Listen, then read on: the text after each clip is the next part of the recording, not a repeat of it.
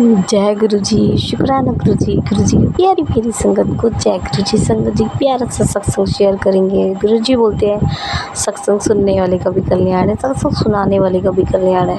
ओम नमः शिवाय, शिव जी सदा सहाय। ओम नमः शिवाय, गुरु जी सदा सहाय। संगत जी, एक अंकल थे, अंकल की नौकरी छूट गई थी, तो अंकल 2 महीने से घर में बैठे हुए थे। दिवाली आने वाली थी, तो अंकल का जो बचे हुए थे उससे अंकल घर चला रहे थे, सब कुछ कर रहे थे।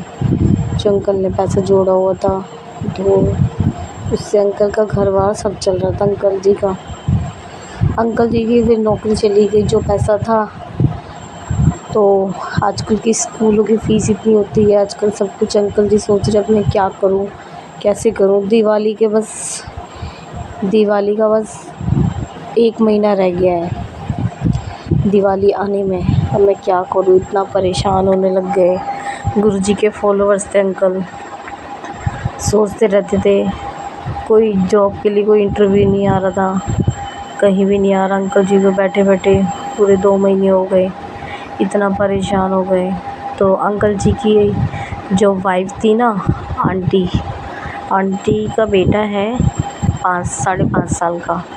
तो आंटी ने बोला, अच्छा बेटा पूछ क्या गुरुजी से, पापा की नौकरी कब लगेगी।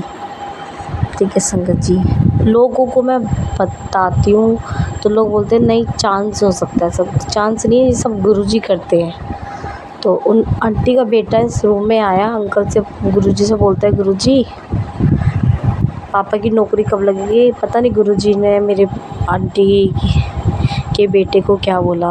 आंटी का बेटा वहाँ पे आया, कहते गुरुजी तो बोलते हैं नौकरी लग गई। आंटी बोली कैसे लग गई, अब पापा तो इंटरव्यू पे भी नहीं गए, ना यहाँ गए ना वहाँ गए, बैठे हुए पापा तो घर में। संगत जी इतना बिलीव नहीं करोगे आप, 5 मिनट बाद कहीं से फ़ोन आता है, आप फलानी जगह आ जाओ, आपका इंटरव्यू है। अंकल गए, अंकल जी को उसी दिन से हायर कर लिया। संगत जी तो गुरुजी सबका पूरा ख्याल रखते हैं, कैसे नहीं होगा। और अंकल जी की दिवाली भी गुरुजी ने बहुत अच्छी बनाई। कितने विश्वास रखना चाहिए भगवान पे, हम विश्वास को डावाडोल करते हैं तो कुछ नहीं हो सकता, इतना विश्वास है संगत जी। संगत जी मैं आपको एक सत्संग सुनाती हूँ, एक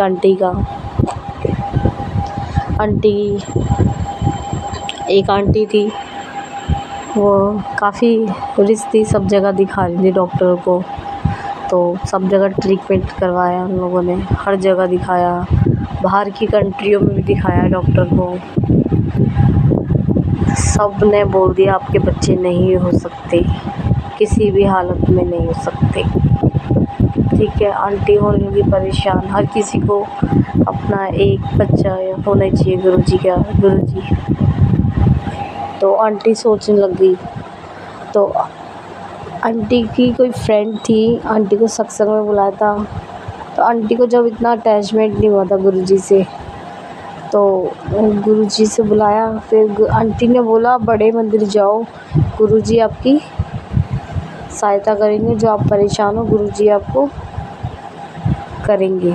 आंटी ने फिर बड़े मंदिर गए, 1 बार गए, 2 बार गए, फिर अपने हस्बैंड को भी लेके गए। आंटी जब फर्स्ट टाइम गई, वहाँ पे जाते के साथ ही आंटी के आंसू से इतने निकल गए आँखों में से, ना कोई रोना, अपने आप ही निकल रहे थे।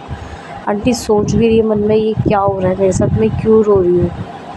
मतलब जो हमारे कोई कर्म होंगे वो गुरुजी निकाल रहे थे आंटी की। फिर थोड़े टाइम बाद आंटी के प्रेग्नेंट हो गए। आंटी के 2 ट्विंस बच्चे हुए, लड़की लड़का। सब बोलते हैं ना संगत जी ऐसा नहीं हो सकता, अब ये टेलीपैथिक के थ्रू जो आपके पास मैसेज आते हैं, ये भी हकीकत है संगत जी। लोग सोचते हैं ये हकीकत नहीं है, ऐसे एक रील देखते रहो तो बार बार वही ऑप्शन आता है, ऐसा कुछ नहीं है संगत जी।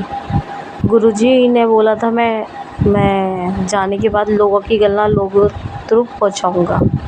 अब आजकल की जनरेशन मानती नहीं है, अब जो गुरुजी के फॉलोवर्स हैं ना वो मानते हैं, उस टाइम पे वही मैसेज क्यों आता है संगत जी। संगत जी एक और आपको इस मैसेज का ही सत्संग सुनाती है। एक और आपको, एक आंटी थी, उन्हें गुरुजी को मानना स्टार्ट करा था। सब कुछ गुरुजी ने उनके लिए अच्छा करा, हर चीज़ करा।